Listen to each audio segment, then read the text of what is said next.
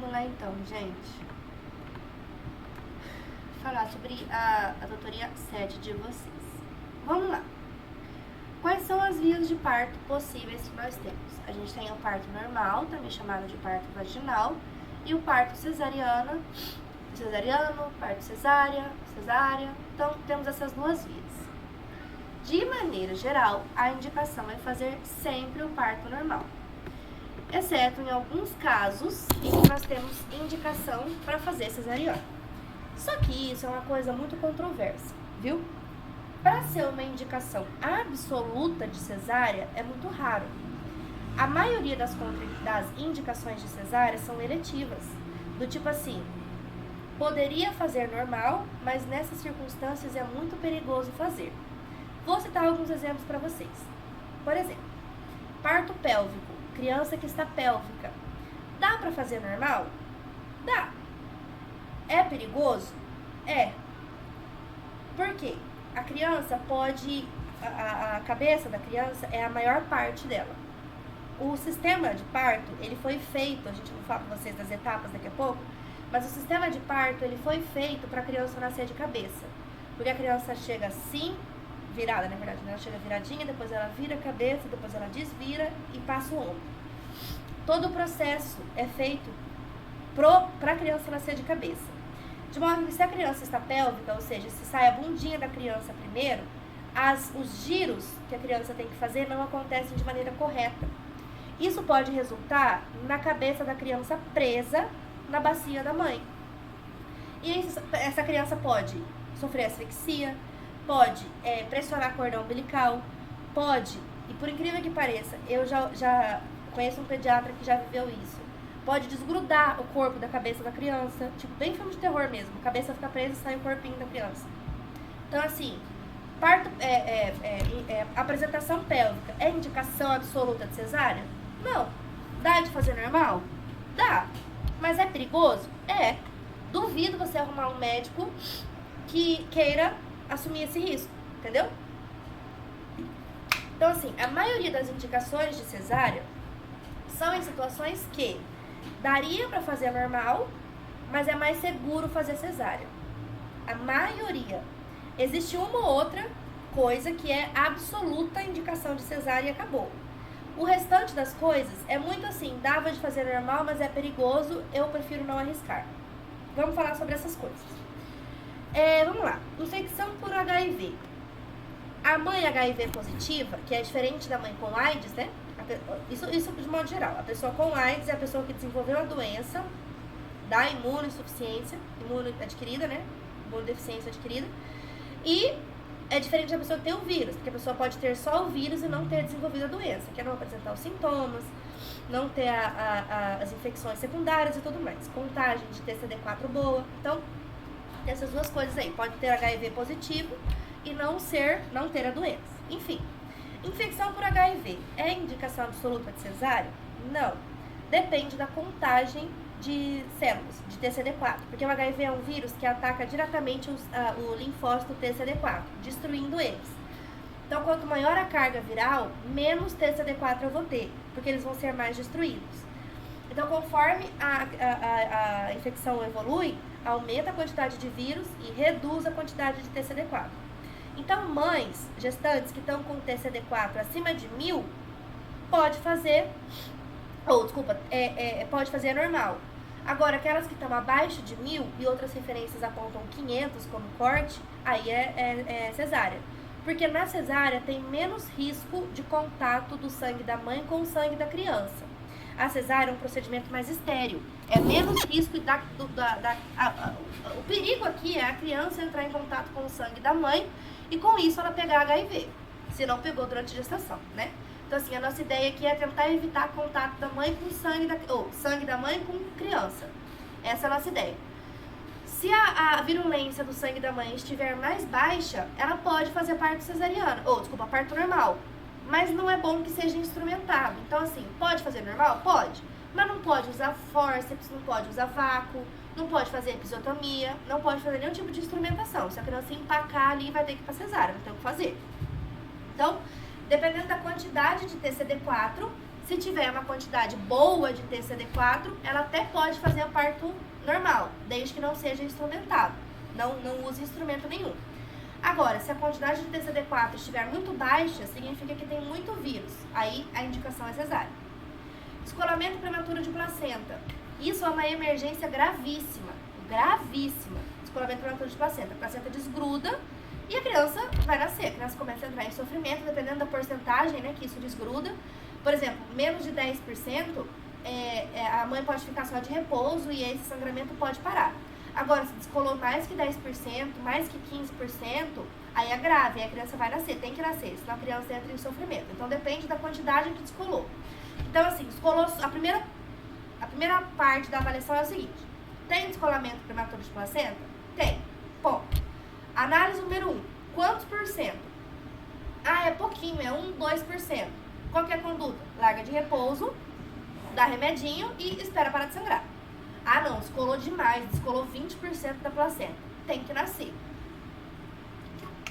A regra é, tem que nascer pela via mais rápida. Geralmente, a via mais rápida é a cesariana, porque a mulher chega lá pra você, sangrando, na emergência, a via mais rápida de parto é a cesariana. Então, por isso, a maioria dos casos faz cesariana.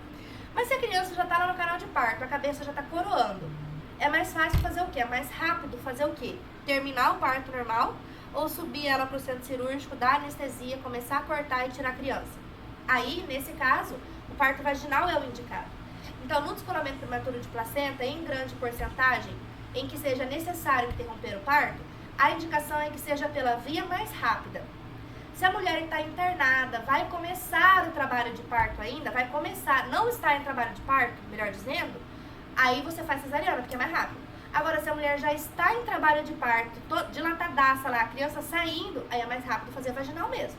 Então, a regra que dá do parto cesariana é da DPP, descolamento prematuro de placenta, é via mais rápida. Certo? A criança tem que nascer pelo que for mais rápido ela nascer naquele momento.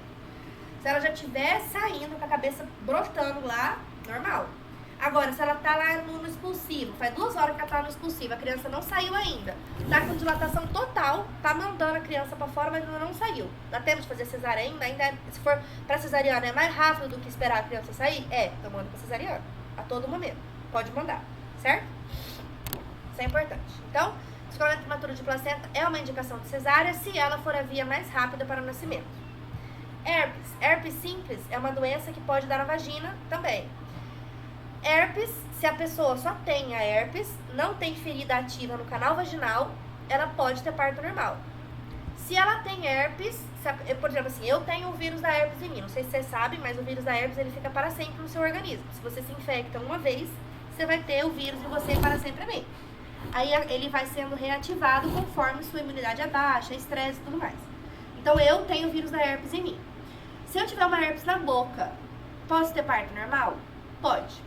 O que te impede de ter parto normal é se você tiver herpes ativa no canal vaginal. Se você tiver herpes ativa na vagina, aí te impede de ter o parto normal. Porque a criança vai passar lá, vai esfregar a cara na sua pereba e vai se infectar com a sua herpes. Então, herpes ativa no canal vaginal, a ferida existente no momento do parto, indica cesárea. Herpes em qualquer outro lugar, ou não tem lesão, só tem o vírus, não indica cesárea, parto normal. Frequência cardíaca fetal não tranquilizadora. Isso aqui é uma amplitude de coisas. O bebê pode estar com taquicardia, pode estar entrando em bradicardia. Lembrando que o batimento da criança é em torno de 110 a 160. Tô vendo que o batimento da criança tá caindo. 100, 90, 80, 70. Tá morrendo a criança, tem que tirá-la de lá. É mais rápido eu tirar ela por onde? Esperar acabar o parto normal ou fazer uma cesárea? Fazer cesárea? Então bora pra cesárea. Se a criança estiver morrendo na barriga, via de parto mais rápida. Se for a cesariana, porque ela é mais rápida, não sei se vocês têm a dimensão disso, mas para tirar uma criança, da hora que começa a fazer o corte, a incisão, dentro de uma emergência, facilmente em 1 minuto a criança está fora da barriga. Da hora que começou a fazer o corte, numa emergência, sim. Agora, se você for fazer devagarinho, com tempo, aí demora mais tempo, mas dá para tirar em 1 minuto a criança facilmente. É muito rápido. Demora mais para fechar a mãe depois, mas para abrir, tirar a criança e resolver o problema é 1 minuto. Então, se a frequência cardíaca fetal for não tranquilizadora, via mais rápida. Geralmente é a cesárea. Cardiopatia materna? Depende. Qual é a cardiopatia? É só uma hipertensão?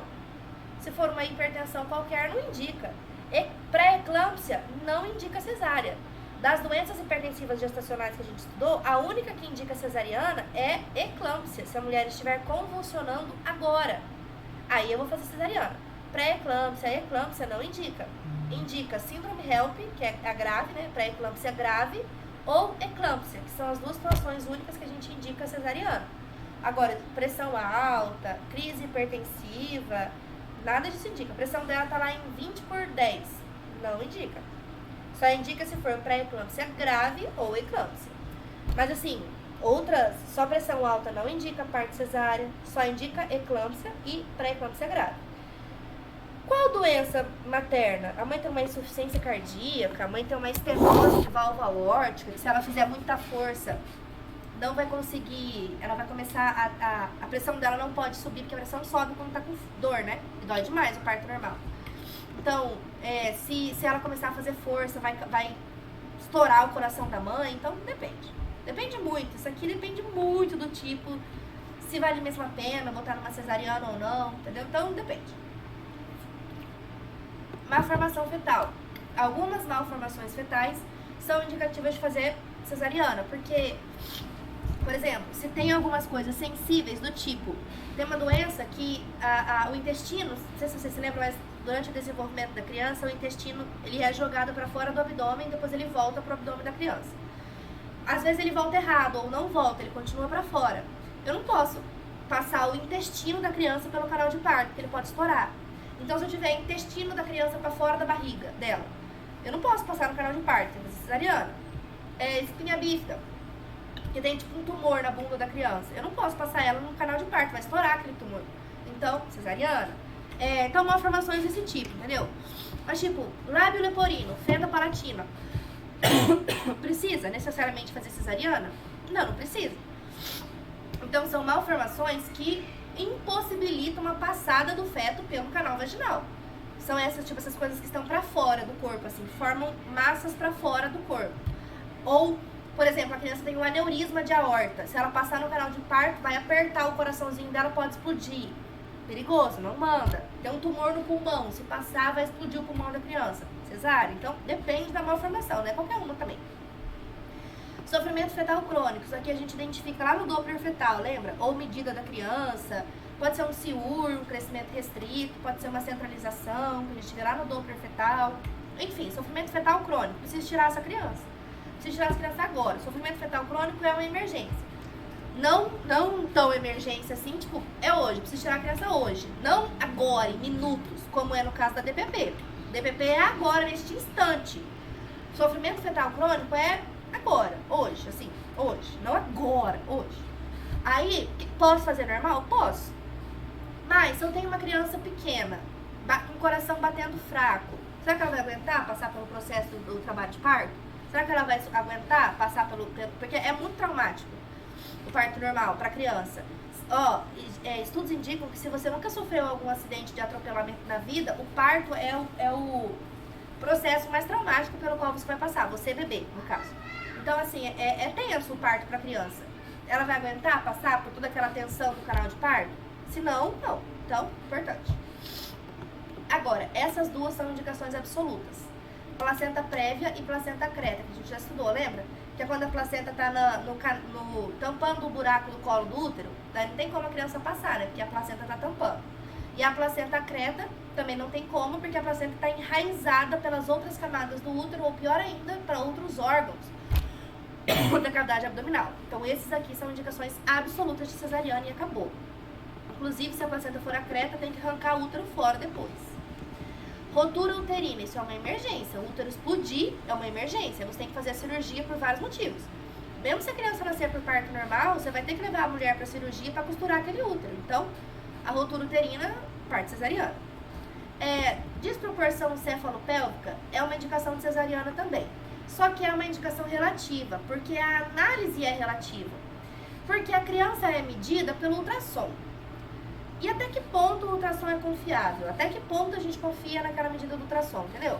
O tamanho da bacia da mãe a gente analisa no olho. A gente avalia se aquela pelve é ginecoide, se aquela pelve é androide, é uma pelve fácil para a criança passar, não é? Então, assim, pode indicar uma cesariana por desproporção cefalopélvica? Pode, não tá errado. E assim, no caso, eu faria também. Eu prefiro não arriscar.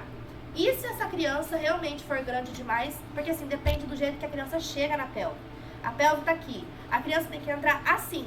Se ela entrar um pouquinho mais torta assim, já não dá certo. Ela tem que entrar na angulação correta. Pontualmente correta. Se ele entortar a cabeça um pouquinho pro lado, já não desce na desproporção cefalopélvica. Então isso é difícil. É muito complicado. Dá pra fazer o diagnóstico pré-parto ou durante o trabalho de parto, quando a mulher fica por 4 horas no expulsivo. Primeiro que ninguém espera 4 horas no expulsivo, né, pra diagnosticar alguma coisa. Mas a criança não desce, ela não sai do estreito médio, ela não desce os planos de Deli. Ela travou ali no +1 ou no 0 e não desce nem a pau. Aí a desproporção cefalopélvica se indica cesárea. Então, assim, vale a pena botar essa mulher que você, médico experiente, olhou pra pelve dela, olhou pros exames, raciocinou e pensou, tem chance de ter uma desproporção cefalopélvica. Vale a pena eu colocar a paciente em trabalho de parto normal, correr um risco, deixar ela sofrendo e fazer esse parto se tornar uma emergência? Vale a pena eu pagar para ver se a criança vai entalar ou não? Então, isso depende da opinião do médico, da opinião do paciente, se é conversado, entendeu? Dá para indicar cesariana antes do trabalho de parto por desproporção cefalopélvica? Dá. Conversa com a mãe, ó. Eu médico, ela falou, ó, pela minha análise, a criança é maior do que a sua bacia. Não vai passar. Eu acho que não vai passar. Se passar, vai ser com muita dificuldade, podendo colocar você em risco e a criança em risco de sofrimento. Eu acho mais prudente a gente fazer uma cesariana para não correr este risco. Mas se você quiser tentar o parto normal, é possível. Só que você tem mais risco, mais chance de ter um parto demorado e necessidade de instrumentação, do tipo passar o vácuo extrator ou fazer a episiotomia. O que nós vamos decidir fazer? Entenderam? Então, é possível. Agora, tipo aqui, placenta prévia, placenta creta, acabou, não tem discussão. É cesárea e fim de papo. Descolamento prematuro de placenta, em que a cesariana for a via mais rápida, parto, não tem conversa. HIV com a carga viral muito alta, cesárea, não tem discussão. Herpes ativa no canal vaginal, mesmo se a mulher te implorar pra você fazer normal, não vai fazer, cesariana, entendeu? Então, é por aí que a gente pensa. Eclâmpsia, como eu falei, é a indicação de cesariana absoluta. Eclâmpsia e pré-eclâmpsia grave, que é basicamente a síndrome Helm, é a indicação absoluta de cesárea. Problemas de não evolução do parto normal.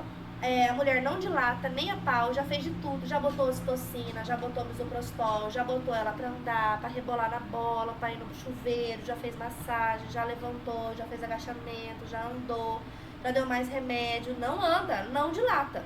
Cesárea. Tá lá 2 dias internado, bolsa estourou, a mulher não dilata. Cesárea. Já deu remédio, já fez tudo, mas é importante que você já tenha feito tudo. Não é assim, tipo, a mulher não dilatou, já manda pra cesárea. Não. Se ela não dilatou, começa a dar medicação. Faz ocitocina, faz misoprostol, põe ela pra andar, põe pra sentar na bola, rebolar na bola, põe pra ir no chuveiro, pede pro marido fazer massagem, fala pra fazer agachamento. Tem medidas pra serem feitas antes da cesariana. Você já fez tudo isso, ela não dilata, aí vai pra cesárea. Não evoluiu o parto normal, entendeu? Então, assim, o parto normal ele pode não evoluir também. Como que ele não evolui? Se a mulher não dilata, se a criança não desce, se a consistência do colo não muda, tudo isso é situações de não evolução do trabalho de parto. Exaustão materna, pode ser que a mãe entre em exaustão, desmaia, a mulher desmaia. Se a mulher desmaiou, como é que ela vai fazer força? Cesariana, não tem o que fazer, entenderam? Pode ser que a criança empaca lá no meio, deu distócia, por exemplo, que é quando pela proporção cefalopélvica entalou a criança, nada faz a criança sair. Cesárea. Então, assim, se o parto normal não evoluiu, a qualquer momento dele, pode ser encaminhado para cesariana. Mesmo se a criança estiver com a cabeça saindo, ainda dá para tirar ela para cesariana. Certo? Então, se o parto não evoluiu em qualquer um dos momentos, do jeito que a gente esperava que ele evoluísse, já tendo feito todas as outras medidas para evolução, ele não evoluiu, cesariana. A apresentação pélvica, aquilo que eu falei para vocês, não é uma indicação absoluta, mas, assim, todo mundo faz, entendeu? Não dá. E tem essa outra regra aqui, que é hiperatividade uterina. Quando a mulher tem 2 cesáreas anteriores, é cauteloso que você faça nova cesárea lá na frente. Por quê? Quanto mais cesáreas a mulher tem, ela vai deixando cicatrizes no útero. E se esse útero entrar em trabalho de parto e começar as contrações, esse útero pode explodir, pode ter rotura uterina por conta do tecido cicatricial. Quando a mulher tem uma cesárea anterior só, esse risco é mais baixo. Dá para arriscar e fazer um parto normal no próxima criança. Mas se ela tem 2 ou mais cesáreas anteriores, aí fica muito perigoso fazer o parto normal. O nome disso é hiperatividade uterina. Se a mulher tem mais de duas ou mais cesáreas anteriores, a gente chama de útero hiperativo, que é um útero que tem muitas cesarianas. É possível fazer parto normal nessa situação? É. Assim, a mulher fez 3 cesáreas, aí ela engravidou de novo. A 4ª criança pode nascer de parto normal? Poder, sim, pode. Não é uma indicação absoluta. Ah, não, meu quarto filho, não, meu 5º filho, os 4 para trás nasceram de cesárea. É meu 5º filho, posso fazer normal? Sim, poder, pode, mas é muito perigoso. E, de novo, duvido achar um médico que encare correr esse risco. Correr o risco de ter rotura uterina, sabendo que a mulher tem mais de 2 cesáreas anteriores. Então, perigoso. Outra coisa que é bem perigoso também é o nascimento de uma criança com menos de 2 anos de uma cesárea prévia. Então, veja bem, são coisas diferentes. Hiperatividade uterina é quando a mulher tem 2 ou mais cesarianas prévias.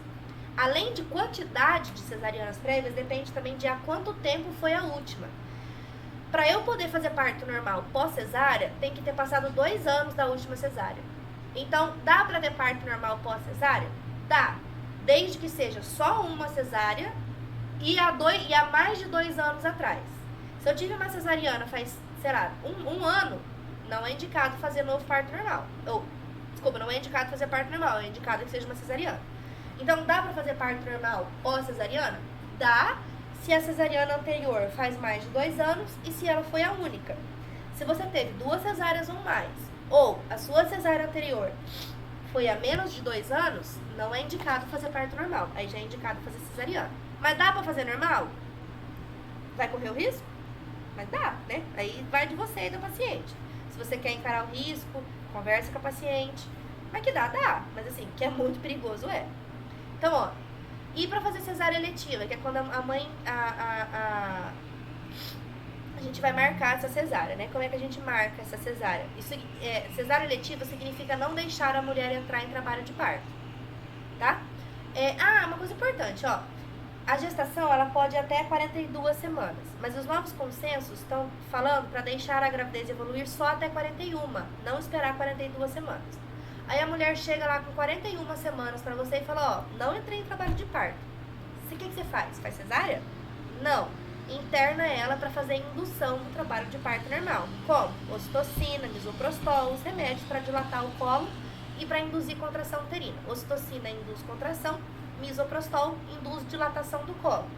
Então, você vai indicar para ela essas medicações para ela entrar em trabalho de parto forçado e aí ela vai parir a criança. Se não der certo, faz todas aquelas medidas que eu falei e aí manda para cesárea. Mas assim, chegou a 41 semanas, você não faz cesárea só porque chegou a 41 semanas. Você induz parto normal, tá?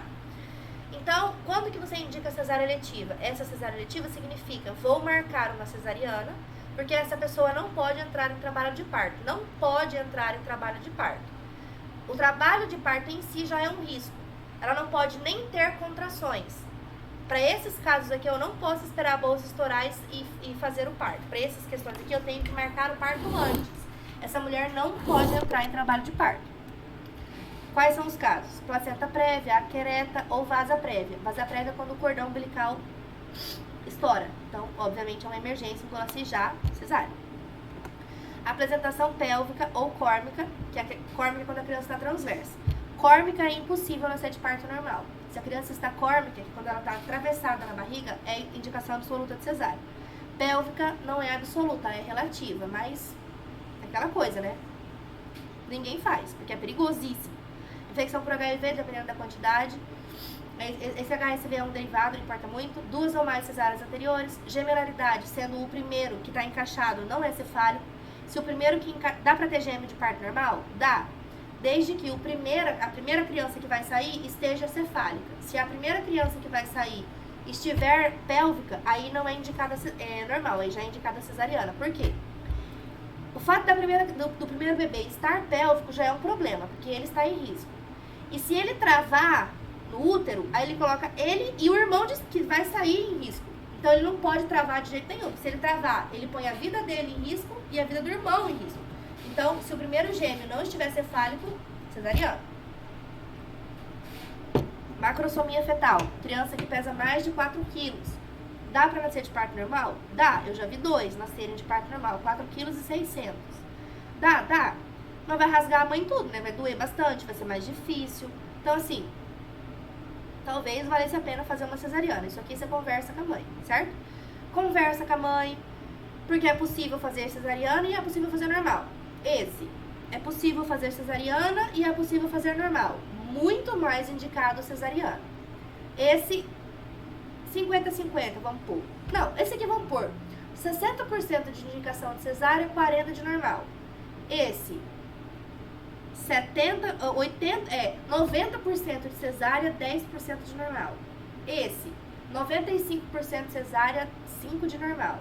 Esse, depende da quantidade. 95% de cesárea, 5% de normal. 100% de cesárea. E todos esses aqui, 100% de cesárea. Isso aqui não tem discussão com a mãe. Isso aqui é cesárea e acabou. A apresentação córmica é cesárea e acabou. A apresentação pélvica tem conversa com a mãe, mas você vai dizer que é muito perigoso e, enfim, né? Aí você discute com a mãe. Infecção por HIV depende da quantidade de vírus. Se for a quantidade alta de vírus, cesárea e acabou. Se for quantidade baixa, conversa com a mãe. 2 ou mais cesáreas anteriores, conversa com a mãe, explicando todos os riscos. Gemelaridade, primeiro gemelar não cefálico, conversa com a mãe. Macrosomia fetal, conversa com a mãe.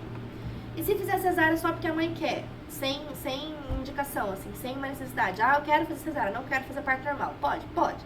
A indicação é que não seja marcada antes das 40 semanas. O ideal é que você espere essa mulher entrar em trabalho de parto, começar as contrações ou romper a bolsa, pra daí você ir lá fazer a cesárea dela. Mas não é assim que acontece. As pessoas geralmente agendam a cesárea, né? Não deixa estourar a bolsa e começar o trabalho de parto. Porque isso era o ideal. Esperar a criança decidir quando nascer, que é quando a bolsa estoura ou quando começam as contrações. Aí você vai lá no hospital e faz a cesárea naquele dia mesmo. Ela não vai passar por dor, por toda a dilatação e tal, não. Só vai esperar começar o trabalho de parto, porque é quando a criança dá sinal que está pronta. Mas ninguém faz isso, ninguém espera a criança dar sinal que está pronta, já agenda a cesárea logo. Só que muitos médicos agendam a cesariana com 37 semanas. E alguns ultrassons, eles podem dar diferença de 2 semanas a mais ou 2 semanas a menos. Então, essa criança que a gente está considerando 37 semanas, ela pode estar, na verdade, 35.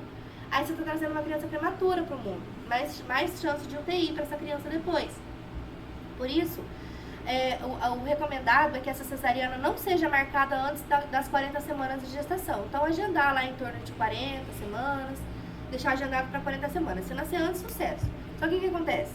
Os médicos não gostam disso, porque se nascer antes, se marcar muito pra frente, tem risco da criança nascer antes. E se a criança nascer antes, ele tem que parar a vida dele para ela fazer a criança nascer.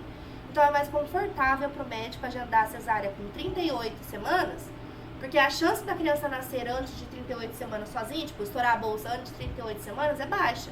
Então a chance dele ter que mudar a rotina dele é menor. Então acaba que as pessoas marcam pra antes. Mas é perigoso pro bebê, certo? Fazer isso. Indicações de emergência: escoamento de placenta, vasa prévia, prolapso de cordão, que é quando o cordão umbilical sai na vagina. Vasa prévia é quando o cordão umbilical estoura. Prolapso de cordão é quando ele sai no canal vaginal e aí a cabeça da criança pressiona ele e corta a circulação. Falha de progressão de parto, anormalidades da frequência cardíaca fetal. Aí são emergências. Porque qual é o perigo de fazer uma cesariana? Perigos de uma cirurgia, de modo geral: hemorragia, infecção, embolia pulmonar por conta de muito tempo parada, tem chance de fazer trombose venosa profunda, que libera trombos e vai para o pulmão, complicações da anestesia, morte materna. O que é real mesmo é isso aqui, ó, problema respiratório para a criança. Quando você faz a cesárea, você não sabe, a criança não pediu para nascer, entendeu? Você que escolheu que ela vai sair agora, então a criança não está pronta ainda, então você não sabe direito se ela vai sobreviver aqui no mundo. Tem mais chance de ela ter problema respiratório. São vários problemas respiratórios.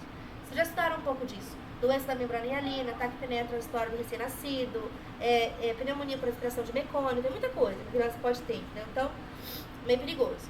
Icterícia fisiológica, prematuridade, anóxia, mortalidade, formação de aderências e cicatrizes. O fato de você ter uma cesárea, uma cicatriz de cesárea, você tem mais chance de ter aborto.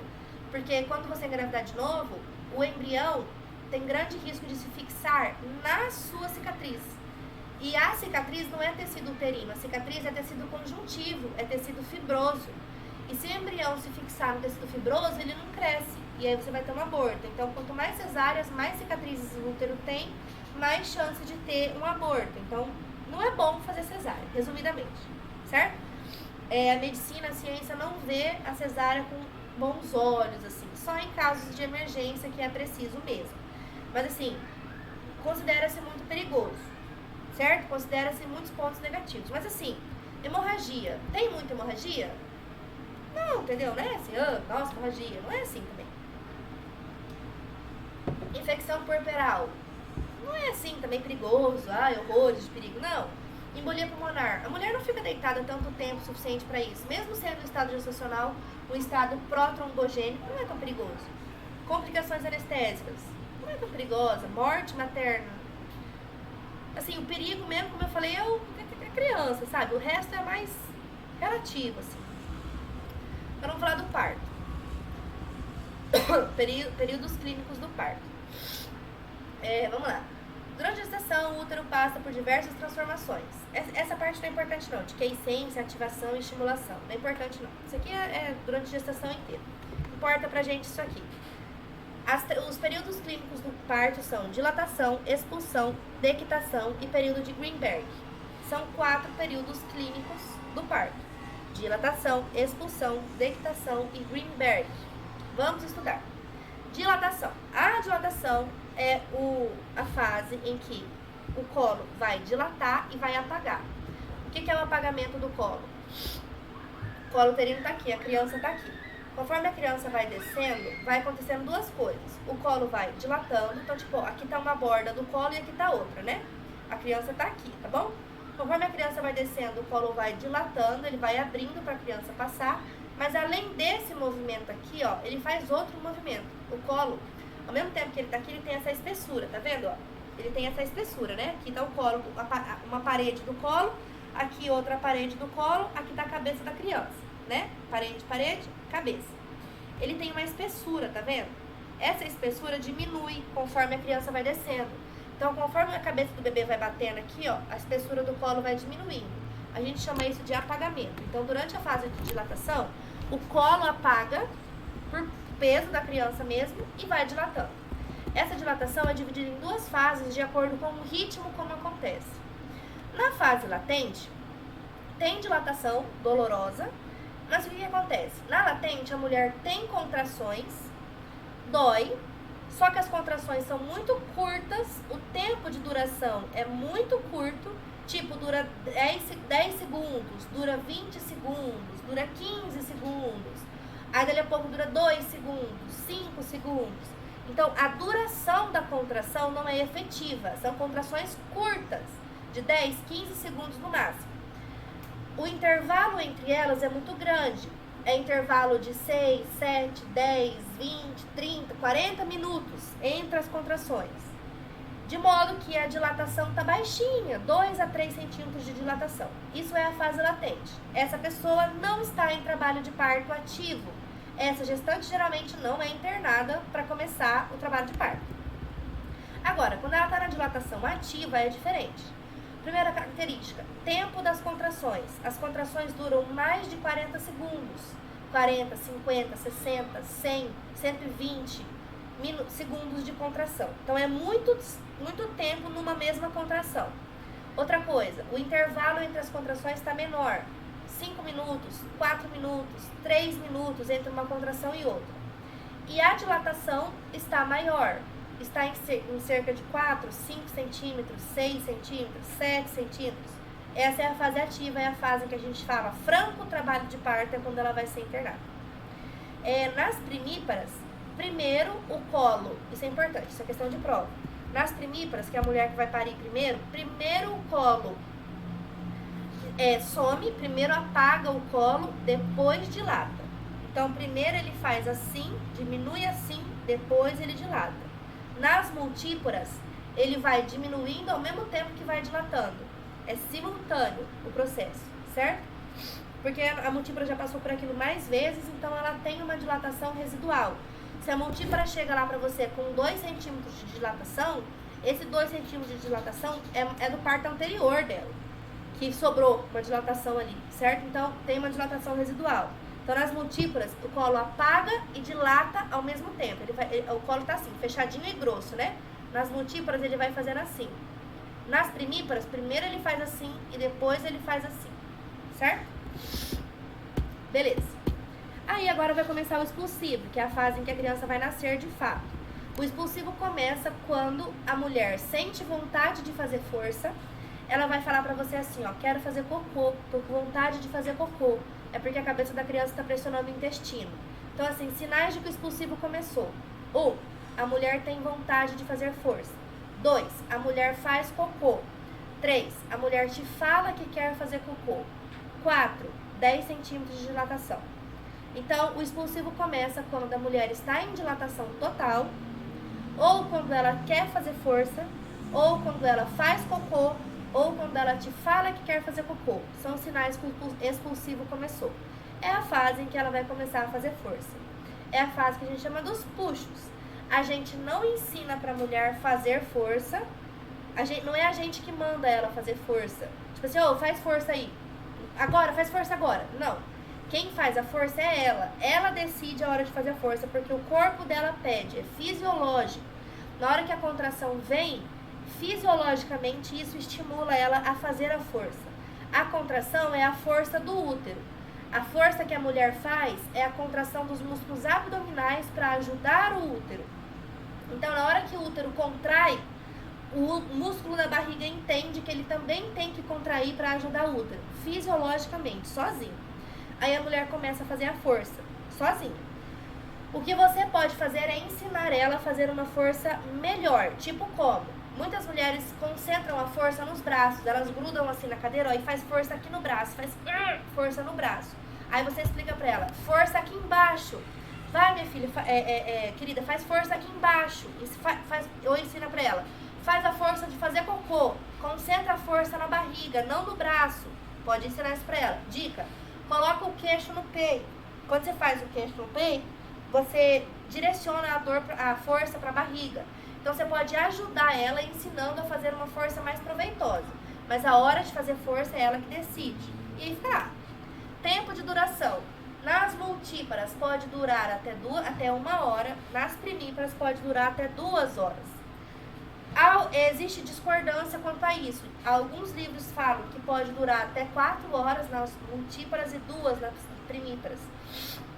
Mas os dados mais atuais falam que nas primíparas pode durar até 2 horas e nas multíparas pode durar até 1 hora. Isso sem analgesia. Se a mulher recebe analgesia de parto, isso pode durar mais tempo. Tá. Depois, nasceu a criança. Aí saiu a criança linda e maravilhosa. Sai a criança, você vai pegar a criança, botar a criança na barriga da mãe, fazer o contato pele a pele, vai deixar o cordão pulsando ali, vai esperar 1 minuto, faz o clampeamento, 3 minutos, que é o clampeamento tardio, clampeia o cordão, corta o cordão. Próximo passo, sair placenta. A placenta sai sozinha. Você não puxa a placenta, não é pra você puxar. O que você faz? A pinça que você clampeou o cordão, são 2 pinças.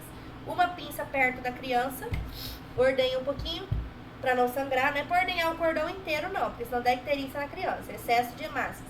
Você clampeia aqui, ordenha um pouquinho assim, 1 centímetro, só pra quando você cortar não jorrar sangue. Então você clampeia aqui, dá uma ordenhadinha, clampeia aqui. Aí o corte vai ser feito aqui no meio, entre essas 2 pinças. Aí cortou o cordão, separou. Essa pinça tá no cordão da criança. Essa pinça tá no cordão da placenta. Então essa pinça aqui, você vai ter colocado uma borrachinha nessa pinça, vai passar as borrachinhas e vai tirar a pinça e vai jogar fora. Já deixar ela no canto, pronto, a criança tá livre. Essa pinça aqui que tá grudada no resto do cordão que tá na placenta, você vai enrolar essa pinça no cordão. Enrola, até chegar bem perto da vagina. Aí essa placenta vai descer sozinha, não é pra puxar, não pode puxar a placenta com a mão, assim, não pode puxar, por 2 motivos. Se você puxa, você pode romper o cordão e a placenta ficar retida lá, o cordão sai na sua mão. Eu já fiz isso, romper cordão. Outra coisa que pode acontecer, se você conseguir puxar a placenta, você pode puxar, mas deixar pedaços lá dentro. Então, você tem que deixar a placenta sair sozinha. O que pode fazer para ajudar? Massagem no útero. Aperta um pouquinho o útero, que a criança já saiu, né? Então agora você pode apertar um pouquinho o útero para sair, ajudar a placenta a sair. Isso pode. Mas o ideal é que a placenta saia sozinha. E isso pode demorar cerca de 5 minutos pós-parto para sair. Aí você vai fazendo um tracionamento leve. O que é tracionamento leve? Não é para você puxar, é para você manter o cordão esticado. Não é você soltar também, manter frouxo. Não, manter uma tração constante, não é para puxar. É pra você enrolou, né? Aí você tá segurando aqui agora no cordão enrolado junto com a pinça. Dá uma tracionadinha e para, fica lá, deixa a placenta vir. Aí ela vai vindo, dá uma apertadinha lá, ela desceu. A hora que desce, você tem que girar a placenta, fazer uma torção da placenta. Por quê? Para você cortar os vasos. Isso ajuda a fazer o tamponamento dos vasos placentários. Na hora que a placenta está saindo, sangra bastante, porque tem a ferida uterina onde a placenta estava grudada, né? A placenta estava grudada lá, então onde ela desgrudou, aqui forma uma ferida, que tem que parar de sangrar, que aí vai começar o próximo período que eu vou falar para vocês. Essa ferida placentária tem que parar de sangrar. Se ela não parar de sangrar, a mulher tem hemorragia pós-parto e tem que fazer cirurgia, tem que fazer escambau. Então tem que coagular o sangue dessa ferida aqui. Mas imediatamente na hora que a placenta solta, sangra bastante. Aí quando a placenta sai por completo, você tem que girar a placenta assim. Isso ajuda a fazer o tamponamento dos vasinhos ali em cima. Então você gira a placenta e pronto. Tem jeitos da placenta sair. Tem o Baudeloc Duncan e Baudeloc Schultz. É com U aqui. Schultz. É assim que fala. Schultz. Faço tudo errado. Fotinhas pra vocês. Baudeloc Duncan é o menos comum. O Schultz é o mais comum. Vamos lá. Fotinhas. Assim. Baudeloc Schultz é o mais comum. É quando sai a porção fetal, a placenta estava presa ali e o sangramento maior vai acontecer depois desse descolamento da placenta. Então a placenta estava presa ali, ela vai se soltando, o sangue vai estar acumulado aqui. Então quando a placenta sair por completo é quando vai sangrar mais. Isso é o mais comum. Temos também a opção Baudeloc Duncan, que é quando a placenta está grudada nas paredes laterais e não no fundo do útero. Nesse processo o sangramento é intenso durante a saída da placenta, não depois dela, como é aqui. E o que você vai ver primeiro aqui vai sair isso aqui, exatamente isso aqui. Você vai ver um pedaço do cordão com essa borda aqui da placenta, mas pode sair também o lado materno primeiro. Nesse aqui vai sair sempre o lado fetal primeiro, lindo e maravilhoso. O cordão vai sair bem centralizadinho, assim, bem bonitinho, tá? É assim que vai acontecer esses dois modelos de dectação. Eu já vi os dois, eles acontecem bastante. Aqui tá escrito 10 minutos e 1 hora, mas assim, no máximo 20 minutos, mas na prática acontece nos primeiros 5 minutos. Se já tá demorando naqueles 5 minutos, já levanta um alerta. Não tá saindo a placenta. Aí você espera 20 minutos, 30 minutos. Não tá muito certo? Então você já vai começar os negócios. Aí vamos pro Greenberg, que é a fase final. É a primeira hora após a expulsão da placenta. É a hora que a gente fala que tem que formar o globo de Pinard. Lembra que eu falei que formou a ferida placentária? Aquela ferida tem que coagular, senão a mulher vai morrer de hemorragia. Para ela não morrer de hemorragia, o que acontece? O útero tem que se contrair. E para ajudar nessa contração, toda mulher pós-parto, cesárea ou normal, não interessa, tem que receber uma ampola de ocitocina intramuscular. Essa ocitocina vai ajudar na contração uterina. Tem que receber, toda gestante, toda, isso é universal. Pós-parto, cesárea ou normal, uma ampola de ocitocina para ajudar na contração uterina. Às vezes pode ser necessário 2 ampolas, 3 ampolas para fazer essa contração uterina. Então, o fato do útero se contrair já ajuda a tamponar os vasos sanguíneos ali. Isso é chamado de miotamponamento, é quando o útero faz isso. Trombotamponagem, começa a formar os coágulozinhos ali, os trombos, que é o globo de Pinard. Começa a formar os trombos bonitinhos ali para coagular aquele sangue. E indiferença miouterina é quando o útero ele não, como eu vou dizer, ele não é modificável mais. Ele se contrai e fica contraidinho. E é isso, fica fixo. Se mantém daquele jeito. Esse período é o maior risco de hemorragia, então temos que ficar bastante atentos quanto a isso, tá? Para isso a gente dá a ocitocina lá. Mecanismo do parto. Como que acontece? Para o parto acontecer, a criança sai sozinha, basicamente. A criança faz uma dança maravilhosa no caminho. É bem bonito, assim, de ver o movimento que a criança faz. O movimento da criança com as forças da mãe, os puxos da mãe, é o que faz a criança nascer. Qual é o trajeto que a criança tem que passar? Porque interfere.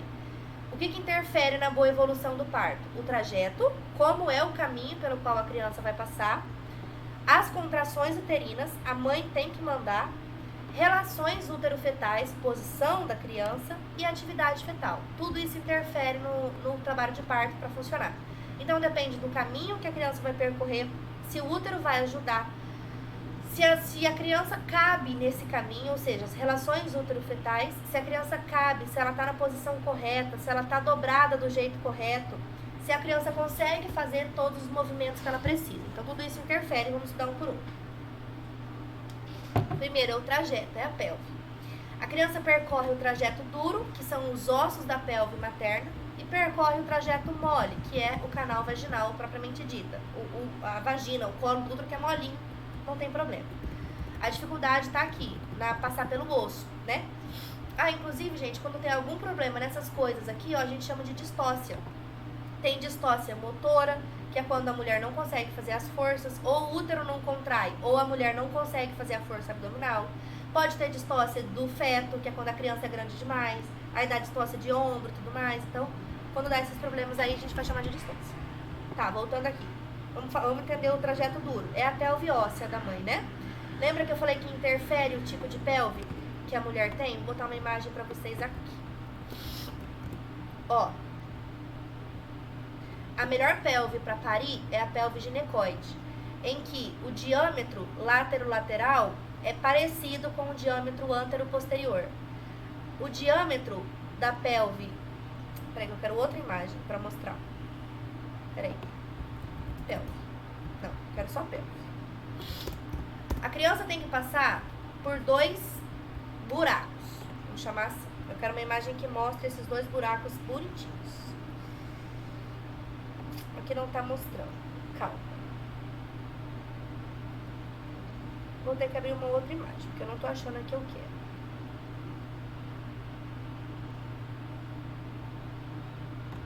Tá, serve essa. Ó, a criança tem que passar por esse primeiro buraco aqui, que é o diâmetro superior da mãe. Isso aqui é o primeiro buraco que a criança tem que passar. Depois que ela passar nesse buraco, ela tem que passar nesse outro buraco aqui, ó. Esse outro buraco é formado pela pubis, pela sínfise púbica, né? Pelas espinhas isquiáticas e pelo sacro aqui atrás, pelo cóccix, desculpa, aqui atrás. Tanto que o cóccix da mãe ele levanta, ele vai pra trás, assim, pra criança conseguir passar. Então, são 2 buracos, são 2 diâmetros. Tem esse diâmetro grande, primeiro, e esse aqui de baixo, certo? Em relação a esses 2 diâmetros, a gente tem isso aqui, ó. A gente tem a pelve ginecoide, que é a melhor pra passar. O diâmetro de cima e o diâmetro de baixo, eles são muito parecidos. Então, o fato do diâmetro de baixo ser ligeiramente menor não prejudica a passagem da criança. Temos a pelve androide. É uma pelve que parece que ela não é a ideal para a criança nascer. Por quê? Ela não é oval, ela não é redondinha. Tá vendo que tem esse bico formando aqui? Isso é prejudicial para a cabeça da criança passar. A pelve antropoide também é difícil. O diâmetro antero-posterior é muito maior do que o látero-lateral. Isso dificulta a criança passar. E a platipeloide é ao contrário da antropoide. É ruim também por conta disso. O diâmetro látero-lateral é muito maior que esse aqui. Então, a boa para a criança nascer é a ginecoide. Isso significa que mulheres que têm pelve antropoide, platipeloide ou androide não conseguirão ter partos normais? Não, não significa. Elas conseguirão. Só que a chance de ter um parto mais difícil e mais demorado é maior. Agora, a mulher que tem pelve ginecoide é muito mais fácil da criança nascer. Aí, observem vocês que tem aqui a espinha, né? A espinha isquiática. Isso aqui você sente no toque. É isso aqui que vai determinar os planos de Deli. Se a criança, que a gente vou falar mais tarde pra vocês. Se a criança tá nessa altura aqui, a gente fala plano 0 de Deli. Você colocou o dedo, fez o toque, sentiu a cabeça da criança, aí você toca a parede da vagina. Você vai achar a espinha isquiática. Você vai achar ela lá, tocando a parede da vagina. Quando você acha a espinha isquiática, você compara a localização da cabeça com a espinha. Se as espinhas estão aqui, a cabeça da criança está aqui, ela está no plano mais 2, ou desculpa, menos 2, menos 3, menos 1. Aí a criança desce. Encostou, a apresentação encostou na pelve, desculpa, na espinha, 0 de delírio. Aí ela vai descer. A criança tá para baixo da espinha, mais 1, mais 2, mais 3. Canal vaginal nasceu. Certo? Então, isso que determina o plano de delírio, tá? É aqui. A localização da criança de acordo com essa espinha aqui. Então, tá, voltando. Então, depende do tipo de pelve, depende se essa pelve é rígida, se ela consegue abrir para a criança passar. O cóccix lá atrás, como eu falei pra vocês, esse osso aqui de trás, ele faz assim, ele levanta pra criança conseguir passar. Então, tudo isso depende, certo? Então, a criança tem que passar por 3 camadas. O estreito superior, que é aqui, como eu falei pra vocês, estreito superior. Estreito inferior, que é esse aqui de baixo. E o espaço entre eles, que é o estreito médio. Então, estreito superior, estreito médio, estreito inferior. Vai reduzindo o calibre, vai ficando mais difícil. Estreito superior é grande, estreito médio é médio, estreito inferior é apertado, vai ficando mais difícil para a criança passar, certo? Então vai piorando. Só que o estreito médio, ele é considerado o menor diâmetro da pelve verdadeira. Por quê? Quando a criança está no estreito inferior, ela já está saindo da pelve. Então, por mais que ali esteja mais apertadinho, ela já está mais para fora da pelve, do osso pélvico, do osso da bacia. Então, tá mais apertado, mas tá em comparação com a formação da pelve, tá fora dela, porque o cóccix aumentou. Então, se você for pensar nele desse jeito que tá aqui, ele seria o menor diâmetro, seria. Mas o cóccix desloca, o cóccix vai para trás. Quando o cóccix vai para trás, esse diâmetro aumenta. Isso dá 2 centímetros ou 3 centímetros a mais para a criança passar. E é essencial. Então, essa porção final seria a menor. Mas como ela já está quase saindo da pelve e o cóccix aumenta, ela não é considerada o menor diâmetro, mas sim o estreito médio, certo? É o menor. É em cerca de 12 centímetros, por aí. Beleza. Aí vem o estreito inferior, que é o de baixo. Aí, ó, plano de delírio, como eu falei pra vocês. Você vai tocar e vai ver. Se ela está no estreito superior, que é muito acima das espinhas, em relação às espinhas, menos 4, menos 2, estreito médio, menos 1, mais 1, 0 é quando ela tá na espinha ilíaca. Para baixo vai ficando positivo, para cima vai ficando negativo. Trajeto mole é quando ela tá no colo uterino, que vai se apagando, como a gente falou, ele vai destruindo, até uma hora que não tem mais colo. Quando você toca, você não sente mais o colo, dilatação total. Formou o canal de parto perfeito, o colo sumiu. Porque o que estava impedindo era o colo, que tava assim, né? Aí o colo vai dilatando e vai sumindo, até que uma hora ele gruda na parede vaginal. Então não existe mais colo. Aí forma o canal de parto perfeito, a criança sai. Aí o que interessa do componente motor? São as contrações, né? Contração uterina é a força motriz do trabalho de parto. O que é importante saber? Como ela acontece? Ela vem do fundo do útero para baixo. Ela faz esse movimento aqui, ó. Esse movimento. Se a contração começar embaixo e subir, tá errado, é uma contração ineficaz. A contração tem que vir de cima para baixo, porque ela vai empurrar a criança assim. Empurra, empurra, empurra, empurra. De cima para baixo, certo?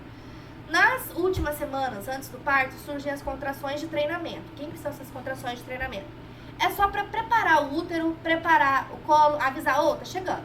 Como é que eu vou saber se é uma contração de treinamento ou uma contração efetiva?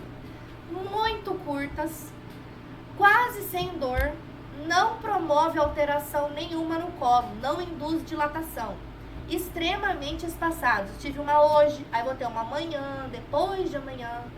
Então, assim, a diferença das contrações de treinamento para as contrações efetivas é isso. Tempo de duração, intensidade da dor, intervalo entre elas e se induz alteração no colo ou não. Contração efetiva é demorada, mais de 40 segundos, intervalo curto entre elas, 5, 6 segundos ou menos, muito dolorosas e induz dilatação, cerca de 2 centímetros a cada 2 horas. Contrações de treinamento são muito espaçadas, curtinhas, dor muito fraca, se tem, dor muito fraca, muito espaçadas e não promove alteração no colo. Não promove nem apagamento, nem dilatação, tá? Beleza. Agora as relações útero-fetais, que são as coisas que a gente vai analisar nas manobras de Leopold, que é aquele SPEN, acho que eu já falei pra vocês, né? a atitude. A atitude da criança é o A do SPEM. A gente olha primeiro lá a situação, saber se ela está longitudinal, se ela está oblíqua ou se ela está transversa. Depois a gente olha a posição, se ela está com as costinhas para cá ou com as costinhas para lá. Depois a gente vai olhar a apresentação, saber se essa criança está pélvica ou se essa criança está cefálica. Depois a gente olha se essa criança está insinuada. Isso é uma coisa. Quando a gente fala de atitude, a atitude é a posição, é o P do DELI. Olha como confunde, do DELI, ó, do Leopold. Olha como confunde, né? Porque tem o A lá, tem o A, mas é o A de apresentação. Aqui a gente está falando de atitude, que é a posição fetal, certo? A criança fica na barriga deste jeito. De maneira geral, ela fica na atitude, que é a posição longitudinal. Aí vai começar a mudar. Essa criança vai começar a... Cadê? A criança vai começar a... Lá pra frente eu vou falar isso pra vocês. Ela vai começar a se dobrar. Cadê? Aqui. Esses movimentos aqui que ela vai começar a fazer. Ela vai se insinuar, depois rotação interna, deflexão, rotação externa e deflexão de ombros. É isso que a criança vai fazer. Mas inicialmente ela está longitudinal, bonitinha, paradinha lá. Certo? Atitude ou posição, certo? É como a criança está. Se ela está longitudinal, transversa ou oblíqua. Aí a situação. A situação significa se ela está assim, ó. Se ela está longitudinal, transversa ou oblíqua. Eu falei errado pra vocês, eu tô confundindo. Falei errado. Isso aqui é pra saber se ela tá assim ou se ela tá assim. Pra onde que tá o dorso da criança, certo? É porque a situação teria que vir primeiro, então eu confundi. A situação é a primeira coisa que a gente avalia.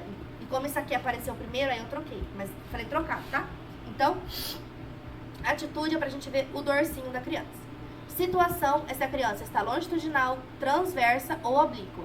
Córmica não dá certo falar aqui. Córmica a gente fala de apresentação, tá? A situação da criança é transversa. Uma criança transversa vai ter apresentação córmica. Uma criança oblíqua pode ter apresentação córmica ou apresentação cefálica ou pélvica. Uma criança longitudinal pode ter apresentação ou cefálica ou pélvica. Então muda, tá? A nomenclatura. Então, situação a gente fala ou é longitudinal, ou é transversal, ou é oblíqua. As situações vão gerar apresentações. Uma criança que está longitudinal, ela pode ter uma apresentação cefálica, que é quando vem a cabeça para cá, ou tá de cabeça para baixo, que é quando vem a bunda primeiro, aí é pélvica. Então, uma criança longitudinal pode ter apresentação ou cefálica ou pélvica. Uma criança transversal vai ter apresentação córmica, que é quando o braço sai primeiro, e isso é indicação absoluta de cesárea. Uma criança oblíqua, ela pode ter tanto apresentação cefálica, como apresentação pélvica, se ela estiver ao contrário, ou se ela estiver torta demais, pode sair primeiro o braço, que seria a apresentação córnica, certo? Então, são essas as diferenças que a gente tem. Tá, isso aqui tá explicando tudo pra vocês. Eu acho que eu já falei isso pra vocês, mas eu vou falar de novo. Eu gosto dessas... Eu não sei se foi pra vocês ou foi pra outra turma que eu falei, mas eu vou falar de novo. Se eu falei pra vocês, então eu vou falar de novo. Se eu falei pra outra turma, eu vou falar a primeira vez. As manobras de Leopold, onde a gente decora SPEM. S de situação. P de posição. A de apresentação. E IN de insinuação. Insinuação. Como que você faz a primeira análise? A primeira análise você vai fazer a análise da situação. Você vai descobrir se a criança está longitudinal, oblíqua ou transversa. Como você faz isso? Palpando o fundo do útero e desce para as laterais. Então, palpa o fundo do útero, vai descendo para as laterais e você descobre se a criança está assim, se a criança está assim ou se a criança está assim. Palpando o útero, certo? Posição, você vai achar o lado do dorso da criança, se ela tá virada pra cá ou se ela tá virada pra cá, depende, tá? Posição, lado do dorso. A apresentação, você vai palpar bem na região ali da síntese pública dela, você vai fazer assim, vai palpar. Se você sentir a cabeça, cefálica. Se você sentir a bunda, pélvica. Se você sentir o braço, córnica. Então, cefálica, pélvica ou córnica. Adoro esse resumo. Foca nisso aqui, tá? Se vocês quiserem não lembrar de nada disso aqui pra cima, não precisa. Toda essa parte aqui pra cima, ó, de motor, contrações, não precisa. Decora o SPEN, que tá ótimo. Tá, então, não confundam os nomes. Apresentação é uma coisa, situação é outra coisa. Uma criança que está em situação longitudinal vai ter apresentação cefálica ou pélvica. Uma criança em situação transversa vai ter apresentação córnica. Uma criança em situação oblíqua vai ter apresentação cefálica, pélvica ou córnica. Geralmente córnica, tá? E a insinuação eu vou ver se a criança está encaixada ou não. É o primeiro momento dos movimentos fetais. Eu vou ver se ela está encaixada. Como é que eu faço isso? Encaixar. Eu vou para trás da mãe, tento encaixar a minha mão entre a cabeça e a pelve e faço assim. Se a criança sair e rechaçar na minha mão, é porque ela não está insinuada. Se eu nem conseguir enfiar a minha mão, é porque ela já está encaixada. Então, decora o SPEN, que é a pavia. Aí, vamos analisar os movimentos fetais. O que a criança faz para conseguir descer? Olha os diâmetros da cabeça da criança. Temos esse diâmetro, esse. São muitos diâmetros, estão vendo? Depende, então, do jeito como a criança vai encaixar nessa pelve. Faz diferença se ela encaixa assim, se ela encaixa assim, se ela encaixa assim, se ela encaixa assim. Porque os diâmetros são diferentes. Então, o diâmetro da bacia da mãe tem que encaixar com o jeito como a criança coloca a cabeça lá. O diâmetro occipito frontal, que é esse aqui que vocês estão vendo, ele tem 12 centímetros. Qual é o maior? Occipito mentoniano. Então, se a criança encaixou assim na pelve, vai dificultar o trabalho de parto. É o maior dos diâmetros, 13 centímetros. Agora, esse e esse são os menores. E é por isso que a criança começa encaixando de um jeito, depois ela vira a cabeça para ficar de outro jeito. Isso é muito inteligente. Vamos entender os movimentos do feto. Primeiro movimento, insinuação, é quando ele encaixa. Passagem do maior diâmetro fetal através do maior diâmetro da mãe. Maior diâmetro fetal através do estreito superior, que é o maior diâmetro da mãe. Por isso, as apresentações cefálicas no diâmetro... A apresentação cefálica, que é a melhor e a mais comum, o diâmetro da insinuação corresponde ao biparietal. Subiu demais. Que é biparietal, que vai pegar os dois parietais, que é a mesma coisa que o occipito frontal, relativamente falando. Então, o maior estreito da criança vai ser o maior estreito da mãe. Aqui que tá desse jeito aqui, que tá a criança com a cabeça virada. Mas corresponde mais ou menos ao mesmo centímetro aí. Biparietal é o maior diâmetro, então a criança tem que encaixar assim na cabeça na pelve da mãe. Primeira coisa que vai acontecer é isso. Quando o feto está insinuando, ele está no plano zero de delícia. Se você fizer o toque, a cabecinha dele vai estar lá nas duas espinhas, ótimo. Primeiro movimento que ele faz, rotação interna. Quando ele faz a rotação interna, é para quê? Ele desceu. Ele precisa agora coincidir o diâmetro antero-posterior dele com o maior diâmetro da bacia materna. Normalmente, ele roda até encaixar o occipício no pubis da mãe. Então, a criança geralmente nasce com o rosto voltado para a região anal da mãe e as costinhas para cima, certo? As costinhas da criança. A criança nasce assim. A criança não nasce assim. Ela nasce assim, certo? Ela desprende a cabeça assim. A cabeça, o rostinho dela olhando para o chão e aqui a parte de trás para o teto. É assim que a criança sai, geralmente. Vamos botar imagens para vocês visualizarem. É muito lindo de ver. Ops, abriu outra. Rotação interna e externa. Ó, não, feto. Tem umas imagens bem boas. Aqui, ó. Ó. 3, 4, não quero esse aqui, quero outro.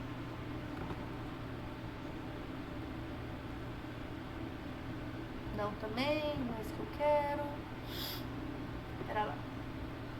Aqui, ó. Não, mas aqui ele já fez a primeira rotação. Tem umas imagens que eles botam muita informação, eu não gosto. Mas tá, ó, presta atenção. Aqui, ó. Olha como a criança chega aqui, ó. Tá vendo que a cabeça dela tá pra cá? O rosto dela, o olho, a boca, o nariz estão pra cá. Olha como é que ela sai. O rosto e o nariz pra baixo. Isso é a primeira rotação dela, que é a rotação interna. Ela tava assim, ela vai girar e botar a cabeça pra baixo. O occipício dela, nesse momento, o occipício da criança está aqui para baixo, está em contato com o cóccix da mãe. Ela vai girar, ela vai fazer um 360 assim, de modo que a cabeça dela agora vai para baixo. Ou a cabeça não, o rosto dela vai para baixo e o occipício para cima, assim. E é assim que ela se desprende, é assim que a cabeça da criança sai. Então, essa é a primeira coisa que acontece, rotação interna. Aí, quando a rotação interna acontece, ela vai defletir, que é o desprendimento da cabeça. A cabeça sai desse jeito. A criança nasce com a cabeça assim, e assim que a criança nasce, ela faz isso com a cabeça. Ela saiu, ela levanta a cabeça assim. Então, ela sai assim, reta, né? Ela estava reta, ela saiu, aí ela faz assim com a cabeça. Isso aqui, ó, é a deflexão que a criança faz. É uma hiperextensão que ela faz. Deflexão. Então, ela sai, a primeira coisa que ela faz é a rotação interna. Então, ó, finge que aqui é rosto, tá? Rosto da criança. A criança tava assim, né? Primeira coisa que ela faz, isso aqui, botar o rosto pra baixo. Aí ela, aqui tá a criança. Aí ela sai, tá assim. Quando ela sai, desprende a cabeça assim, ela faz isso aqui agora, ó. É o próximo movimento. Rotação externa. Primeiro, ó, saída do colo. Aqui tá a cabeça da criança. Primeiro tava assim pra cima, né? Primeiro movimento que ela fez, rotação interna. Desprendimento, rotação externa. Agora a cabeça fica de lado. Não vai tudo pra cima, fica de lado, certo? Então, ó, primeira coisa que ela faz, rotação interna, desprendimento, rotação externa. Isso é pra encaixar o ombrinho, porque veja bem, quando a criança tá assim, agora ela tá assim, saiu assim, né? Agora os ombros dela estão pra cá, os ombros da criança estão assim. É mais difícil do ombro passar. O maior diâmetro da mãe, da vagina, é assim, e o ombro tá assim. Então, quando ela sai aqui, ó, ela gira. Porque quando ela gira, ela colocou o ombro assim, coincidindo com o ombro, com o maior orifício da mãe. Vocês entenderam? Então, ó, a criança tava assim.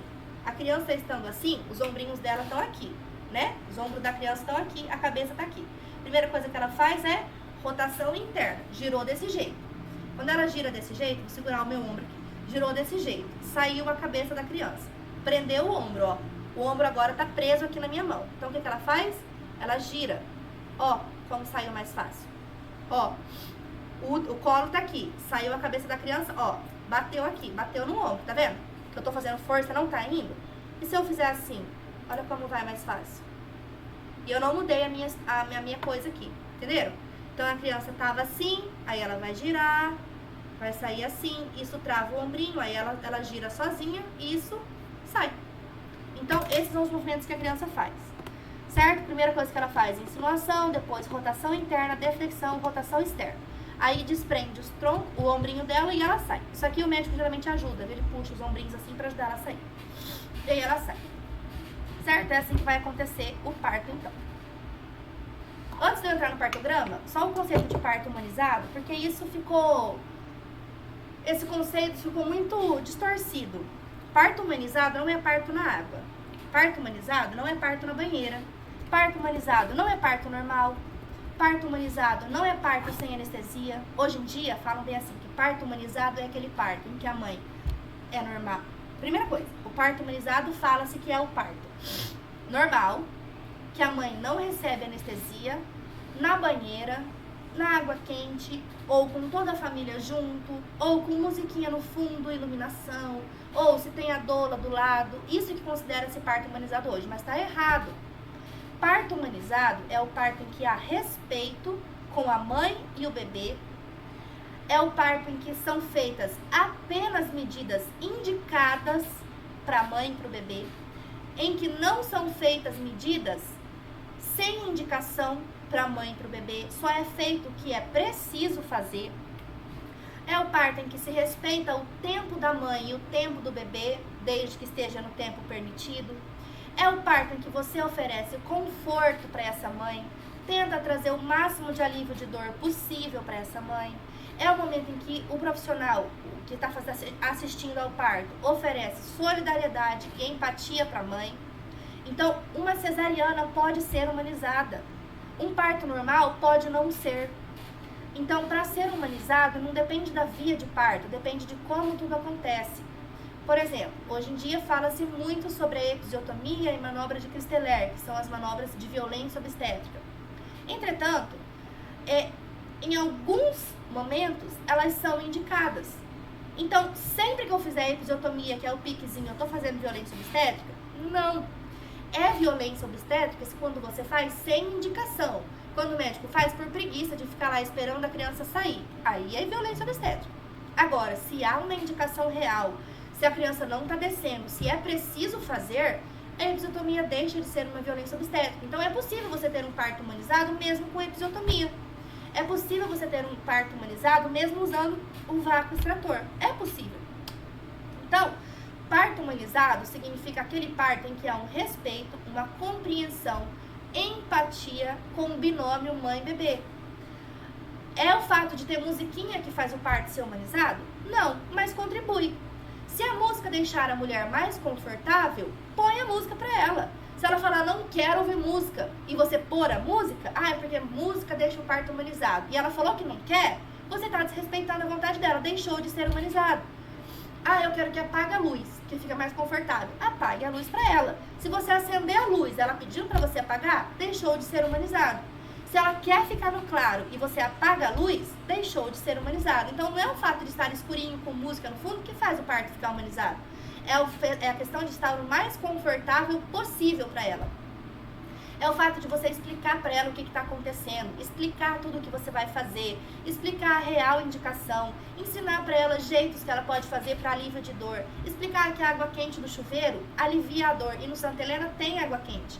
Tem bola para rebolar, para ajudar a dilatação, para melhorar a dor. Fazer massagem nas costas, na região lá do cóccix, da lombar, ajuda a melhorar a dor.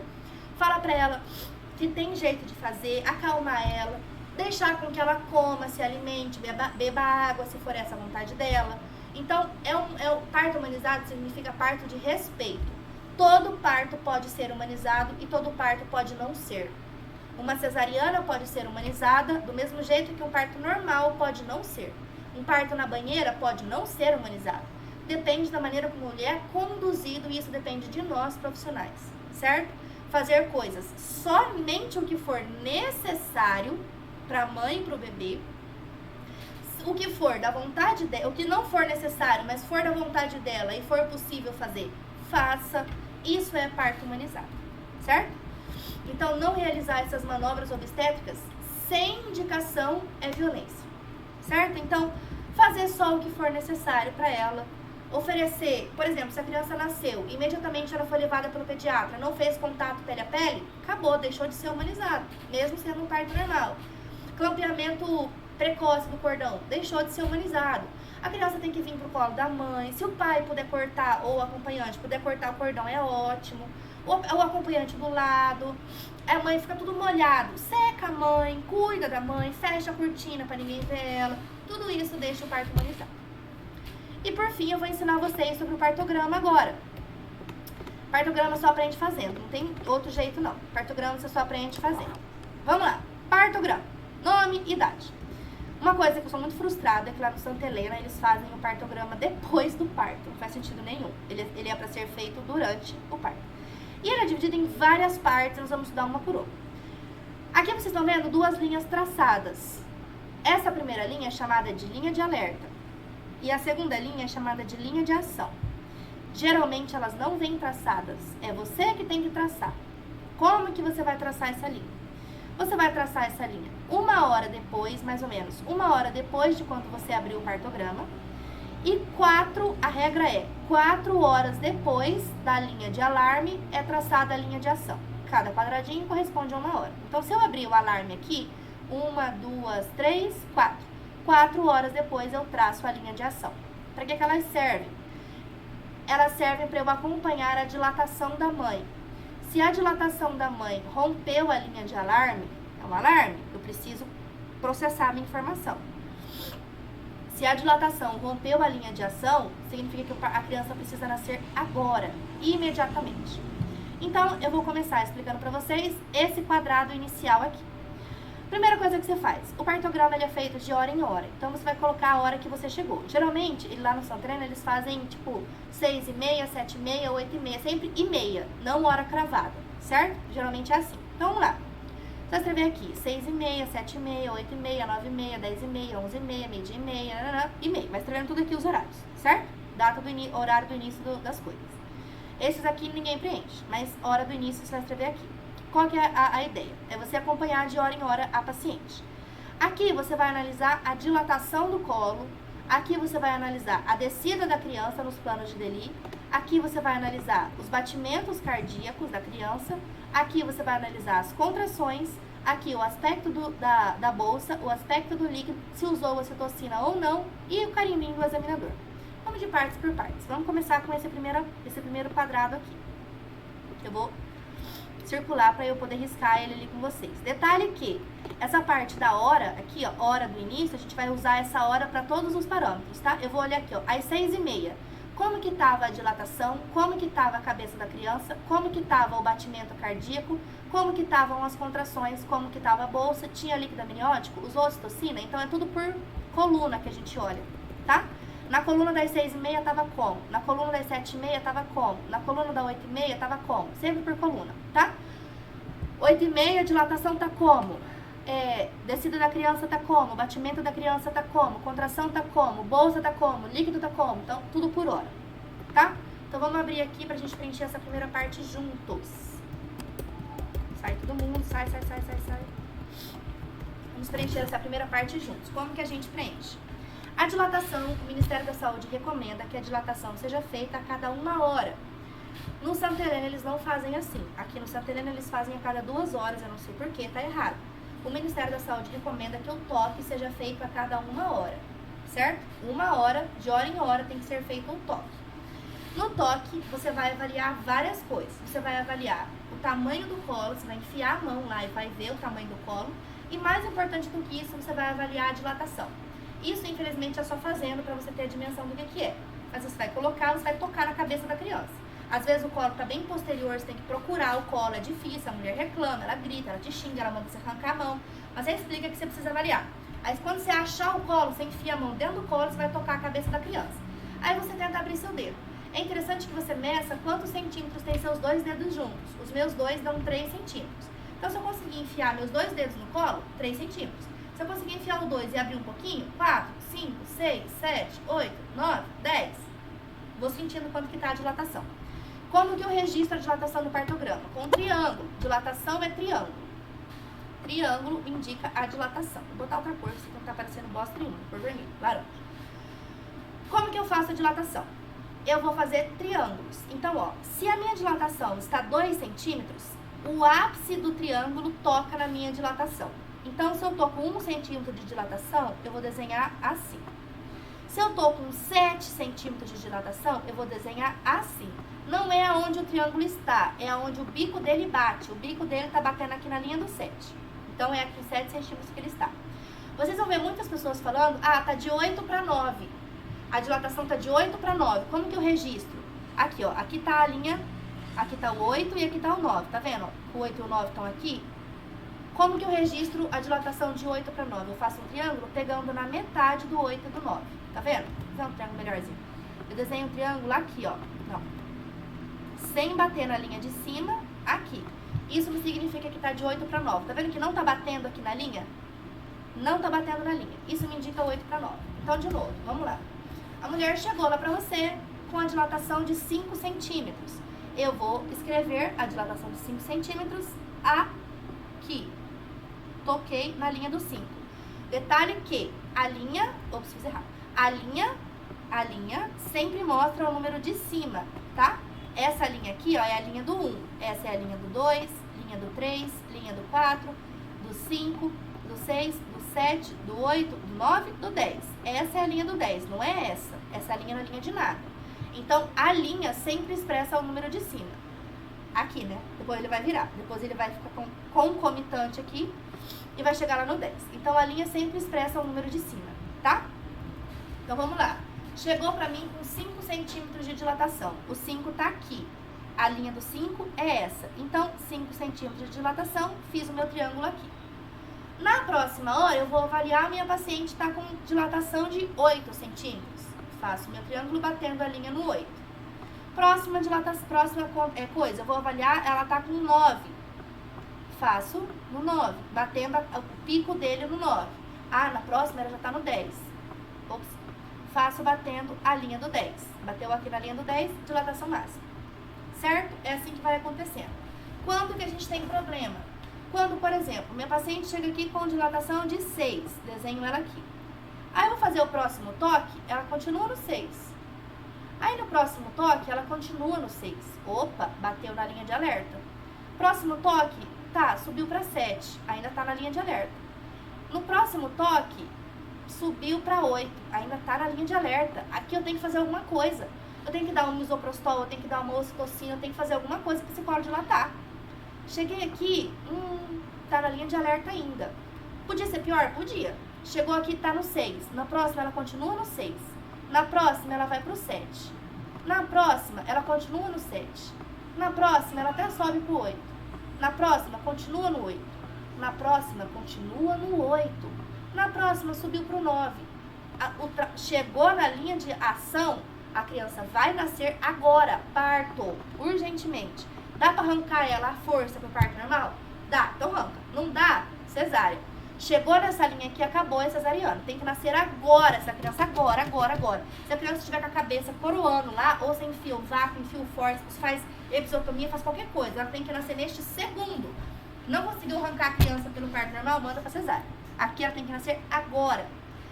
Ultrapassou a linha de alarme, eu tenho que fazer alguma coisa. Ou, aqui no caso, para ajudar a dilatação, eu preciso colocar misoprostol, boto ela para andar, boto na bola, boto na água, rebolo junto com ela, faço exercício, tem que agir. Geralmente dá certo. Aí essa linha volta a evoluir e sai da linha de alarme. Agora, se ultrapassou a linha de ação, tem que nascer agora, certo? Então, isso é o que eu vou fazer com a questão da dilatação. Então, elas vão progredir geralmente bem bonitinho assim, vão progredindo, e até que chega no 10 e nasce a criança. No toque, eu também vou avaliar a altura que a minha criança tá. Então, quando eu falo de dilatação, eu olho o lado de cá, porque é os meus centímetros. Aí, no toque, no mesmo toque que eu avaliei a dilatação, eu vou avaliar a altura da criança em relação às espinhas ilíacas. Então, eu toco, enfio, acho o orifício do colo, toco na cabeça da criança, se for cefálico, né, ou se for pélvico, toco na bunda, abro meu dedo e vejo quantos centímetros que deu aqui entre uma borda e a outra do colo. Depois disso, eu vou tirar meu dedo do colo e eu vou palpar a parede da vagina. Eu vou girando assim a parede da vagina, devagarzinho, que dói. Vou achar a espinha ilíaca. Aí eu vou comparar a altura da cabeça da criança com as minhas espinhas ilíacas. Isso eu vou diagnosticar o plano de Delis. Vou mudar de cor para verde. Se a minha criança estiver na espinha ilíaca, ela tá 0. Se ela estiver mais para baixo, mais 1, mais 2, mais 3, mais 4, até que ela tá na vulva, tá nascendo, a cabeça ela nasceu. Se ela estiver um pouco para cima da espinha, menos 1. Muito para cima, menos 2, menos 3, né? Então vai subir. Como que eu registro a criança? Meu primeiro toque, vamos dizer que ela estava lá com 5 centímetros e a criança estava no menos 2 de Delis. A criança a gente registra com uma bolinha. Menos 2 de Delis. Certo? E a criança começou a descer, vou fazer o próximo toque. Perceba que aqui tá incoerente, porque eu fiz o toque aqui nesse horário e eu desenhei a cabeça da criança aqui, então tá errado. A cabeça tem que estar no mesmo horário do toque, né, gente? Aqui não tá na linha das 7h30, que a gente falou lá? Como que eu fiz o toque aqui antes pra saber a altura da que a criança tava? Então tem que estar sempre a mesma coluna, eu não vou olhar sempre a mesma coluna? Então a minha criança tava aqui, finge que ela tava bem aqui no menos 3 de Delis. Aí aqui importa a linha, tá? Importa o espaço aqui. Aí no meu próximo toque, a criança desceu mais um pouco. Aí no meu próximo toque, a criança desceu mais um pouco. Cadê? Aqui que eu fiz o toque, né? Desceu mais um pouco. Se eu fizer lá o próximo toque, ela vai estar bem aqui e vai nascer. Então, pra olhar plano de Delis, eu olho à direita e tem que descer. Plano de Delis desce. Dilatação, sobe. Dilatação tem que subir. Plano de Delis tem que descer. A criança tem que descer enquanto a dilatação tem que subir. Certo? É assim que eu vou marcando lá no meu no meu partograma. Então, volta lá. O partograma tá ali lindo e maravilhoso. Data de... hora do início. 6h30. Aí 6h30 a criança estava em qual altura? Vou desenhar uma bola na altura que a criança estava. Meu colo estava quanto dilatado? Vou desenhar um triângulo com o ápice dele tocando na linha da dilatação. Hora seguinte, quanto que estava?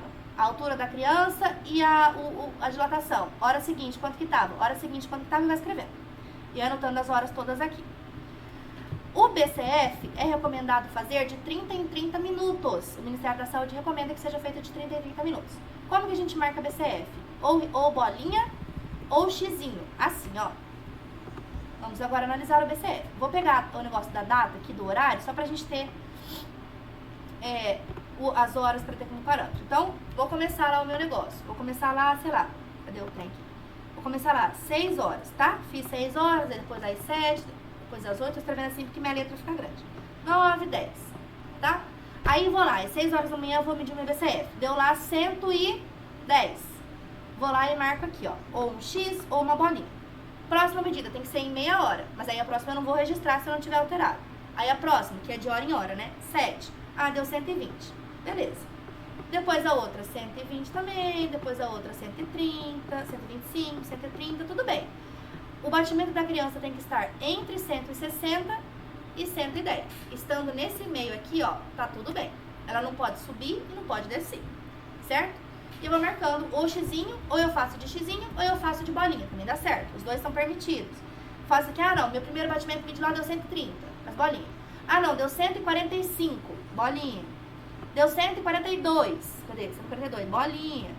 Deu 153, bolinha aqui. Então, estando aqui dentro, tá ótimo. Estando nesse período, tá ótimo. Agora, se eu tiver bolinha pra cima, bolinha pra baixo, aí tá errado. É assim que você marca BCF. Certo? Então, sempre na mesma linha aqui. Então, de hora em hora, você vai lá, faz toque BCF, toque BCF. O Santa Helena faz toque a cada 2 horas e BCF a cada 1 hora. Mas não é o que o Ministério preconiza. Então, às 6 horas da manhã, o que eu vou olhar aqui até então? Quanto que tá a minha dilatação? Eu vou olhar pro triângulo, ver aonde o ápice do triângulo bate. Quanto que tá a altura do meu bebê? Eu vou ver aonde a bolinha tá. Quanto que tá o batimento do meu bebê? Eu vou ver aonde tá o X ou tá o pontinho aqui. Aí eu preciso registrar as contrações. O que é isso aqui? Isso aqui é dinâmica uterina. Eu vou colocar a mão na minha gestante, na barriga da minha gestante, e vou deixar lá por 10 minutos. Em 10 minutos, espera-se que ela tenha de 4 a 5 contrações, caso ela esteja em trabalho de parto ativo. Então, eu vou largar minha mão lá em 10 minutos. Em 10 minutos, eu contei quantas contrações? 5. Então, eu vou pintar 5 quadradinhos. Em 10 minutos eu contei 4 contrações, vou pintar 4 quadradinhos. Contei 2, vou pintar 2. Dá pra sentir a contração. Ela te fala e dá pra sentir o útero duro, duro, duro, duro. Depois ele amolece. Juro por Deus que dá pra sentir. Então você vai contar quantas contrações em 10 minutos. Pinta 4 quadradinhos, 5 quadradinhos, pinta. Então a quantidade de quadradinhos é quantas contrações em 10 minutos. Então às 6 horas da manhã eu fui lá, fiz o toque. No meu toque eu avaliei quantos centímetros ela tem. Fiz um triângulo com o ápice batendo na linha da dilatação. Avaliei a altura que a minha criança está. Desenhei uma bola nos planos de Delia em que ela está em relação à espinha ilíaca. Auscultei o BCF. Faço um X ou um pontinho aonde o batimento está. Deixo minha mão parada lá por 10 minutos para contar quantas contrações eu encontro. A quantidade de contrações que eu encontrei é o tanto de que eu vou pintar. De quanto em quanto tempo eu faço isso, que chama-se dinâmica uterina? Eu faço de 4 em 4 horas. Então, a dinâmica uterina ela não vai estar pintadinha assim. Ela vai estar pintada aqui, depois lá, 4 horas aqui, depois lá, 4 horas aqui, tá? Então, mas você pode fazer antes também, não há problema nenhum. Pode fazer de hora em hora se você tiver a fim de fazer. Então, a quantidade de quadradinhos é a quantidade de contrações. Aí, o tanto que eu vou pintar é o tanto de tempo que durou essa contração. Se a contração durou de 1 a 19 segundos, eu não vou pintar, vou marcar um X. Significa que teve uma contração que durou menos de 20 segundos.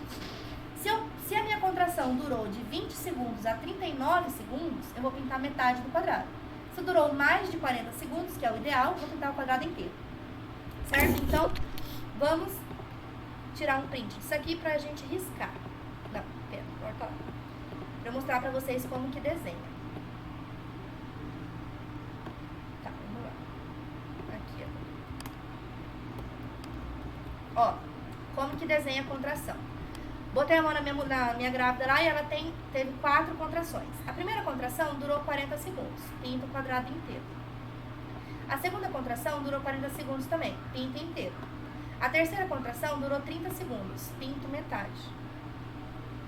A quarta contração também durou só 30 segundos, pinto metade. Aí passa um tempo, vou lá avaliar ela de novo. Agora ela teve uma contração que durou 5 segundos. Depois ela teve uma contração que durou 45 segundos.